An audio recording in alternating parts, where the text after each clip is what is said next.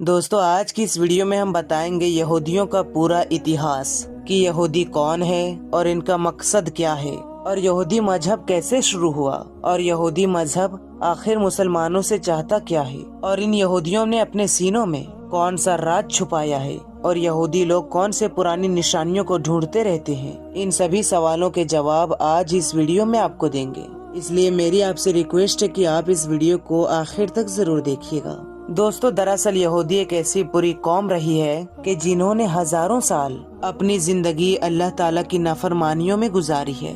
हजरत याकूब अलैहिस्सलाम के जमाने से बनी इसराइली नामी इस कौम की शुरुआत हुई और इस यहूदी कौम की हमेशा से ही झगड़ा फसाद करने की आदत रही है और अल्लाह ताला ने इस पर बहुत बार लानत की है। और इस बनी इसराइल की धोखेबाजी की पूरी कहानी कुरान पाक में बताई गई है, जिसके बाद इस कौम को हुकूमत के पद से हटा दिया गया और फिर उसके जगह हुकूमत का पद मुसलमानों को सौंप दिया गया। दुनिया भर के कौमों में यहूदी एक ऐसी कौम है जिसको अल्लाह ताला ने सबसे बड़ा मुजरिम ठहराया है। कुरान शरीफ को गौर से समझने पर यहूदियों का जो जुर्म खुल के हमारे सामने आता है, आज आपको इस वीडियो में खुद ब खुद मालूम पड़ जाएगा। दोस्तों, ये कौम हमेशा वादे के खिलाफ काम करती थी। आखिरकार दूर पहाड़ को उठाकर इनके सरों पर लटकाया गया, लेकिन इसके बावजूद भी इनके वादा तोड़ने का सिलसिला चलता रहा और वो लोग कुरान की आयत को बेचकर अपने गाने बजाने का शौक पूरा करते थे। दूसरों को नेकी करने को कहते थे लेकिन खुद नहीं करते थे। और मेरे दोस्तों, इनको फिरौनियों के जिम से बचाने और समंदर में रास्ता दिए जाने के बावजूद भी ये लोग अल्लाह ताला की नाफरमानी करते रहे। और फिर जब मूसा अलैहिस्सलाम तूर पहाड़ पर जाकर अल्लाह ताला से बातचीत करते तो इस बीच इस कौम के लोग बछड़े की पूजा करने में लग जाते। उनको इस हरकत को देखकर अल्लाह ताला ने मूसा अलैहिस्सलाम के जरिए हुक्म दिया कि गाय को ज़िबा करो। तो ये लोग सुनकर हैरान हो गए और उन लोगों ने मूसा अलैहिस्सलाम से कहा कि आप जाइए और अल्लाह ताला का सही हुक्म लेकर आइए। और इस तरह इन्होंने 5 बार मूसा अलैहिस्सलाम को तूर पहाड़ पर भेजा, सिर्फ इसलिए क्योंकि वो लोग गाय को ज़िबा करने के लिए बचाना चाहते थे। और वो लोग खुलेआम कहते थे कि वो अपने खुले आँखों से देखने के बजाय अल्लाह पर ईमान नहीं लाएंगे। खैर दोस्तों, जब अल्लाह ताला ने इन्हें बगैर मेहनत किए आसमान से खाना भिजवाना शुरू किया तो इन लोगों ने जिद करके उनको बंद करवाया और उन्होंने हजरत मूसा अलैहिस्सलाम से कहा कि उनके लिए खाने पीने का इंतजाम, जैसे के लिए अनाज, सब्जी, फल वगैरह जमीन में ही उगा दिया जाए। जबकि दोस्तों, राजस्थान की कड़क धूप से बचने की वजह अल्लाह ताला की तरफ से इन पर बादलों का साया किया गया। लेकिन इतना सब कुछ मिलने के बावजूद ये लोग अल्लाह ताला के सामने नहीं झुके। फिर अल्लाह ताला ने इसको बस्ती में घूमने का हुक्म फिर अल्लाह ताला ने दिया। हालांकि इस हुक्म को मानने में किसी तरह की कोई भी परेशानी नहीं थी, क्योंकि पता नहीं इस कौम ने क्यों अल्लाह ताला का हुक्म ना माना। जबकि अल्लाह ताला ने अपनी रहमत से इन बस्ती में 12 कबीलों के लिए अलग अलग 12 पानी के चश्मे पैदा कर दिए ताकि इन लोगों के बीच कभी पानी को लेकर झगड़ा ना हो। लेकिन इस एहसान के बावजूद भी वो लोग अल्लाह ताला के तमाम नबियों की बुराई करते रहे। आसमान से भेजे गए पैगंबरों को कत्ल करने और उनको फांसी से लटकाने से भी बाज नहीं आते थे और इन्होंने ही हजरत अहिया अलैहिस्सलाम को कत्ल करवा दिया और हजरत ईसा अलैहिस्सलाम को सलीम पर लटकाने का प्लान भी इन्होंने बनाया था। ये कहते थे सिर्फ ये पैगंबर कोई बनी इसराइल का ही हो सकता है, इसलिए वो बने इस्माइल के पैगंबर हजरत मोहम्मद मुस्तफ़ा सल्लल्लाहु ताला अलैहि वसल्लम पर ईमान नहीं लाए और हजरत जिब्राइल अलैहिस्सलाम को एक नंबर का दुश्मन मानते थे।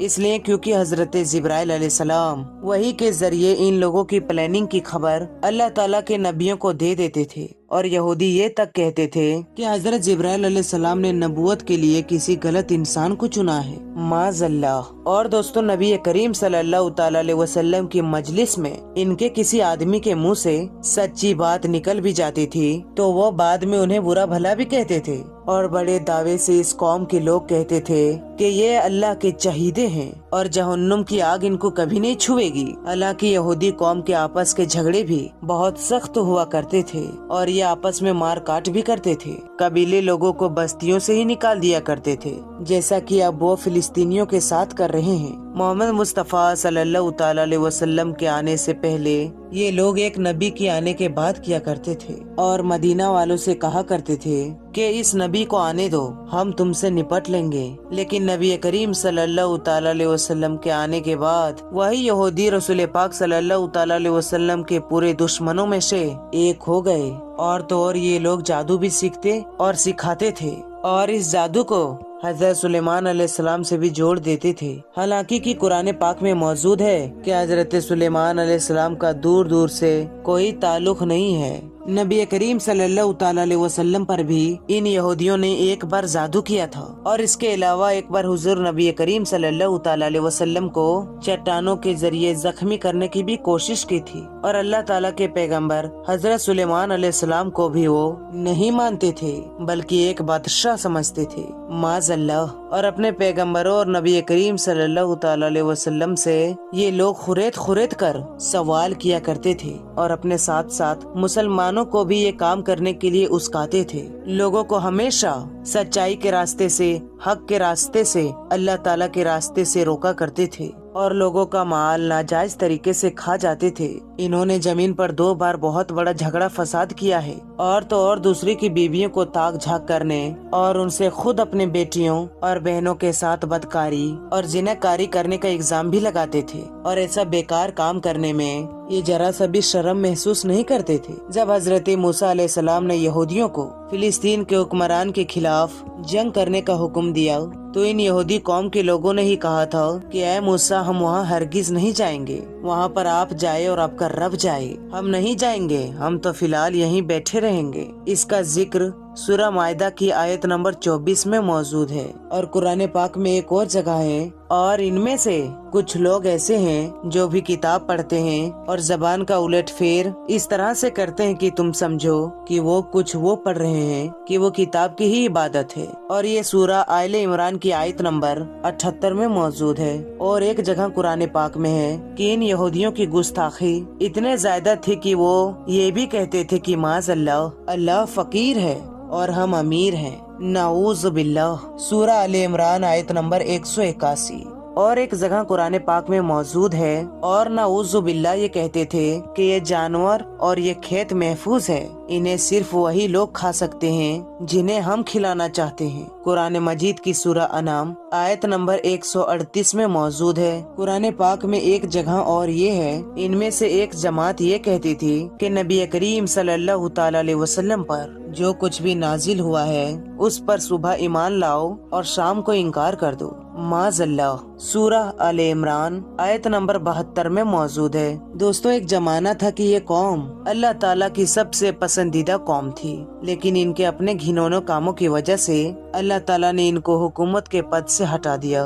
और मेरे दोस्तों, यहूदी क्योंकि कुरान पाक को नहीं मानते, इसलिए इन्हें पता नहीं है कि हम अल्लाह ताला की बारगाह से ठुकराए हुए हैं और ये आज भी अपने आप को अल्लाह ताला के नजदीक पसंदीदा समझते हैं। और वो ये भी कहते हैं कि हम अल्लाह ताला के नजदीक अल्लाह ताला के सबसे पसंदीदा और चहीती कौम है। और मेरे दोस्तों, अल्लाह ताला ने इस कौम को बहुत सारे इनाम से नवाजा है। उन्हीं में से एक ताबूदे सकीना भी है। ताबूदे सकीना क्या है, इस पर भी हम पूरी डिटेल वीडियो इंशाअल्लाह लेकर आएंगे। तो फिलहाल इस वीडियो में इतना ही। मिलेंगे इंशाअल्लाह एक और अच्छी और नई वीडियो के साथ। अस्सलाम वालेकुम, अल्लाह हाफिज।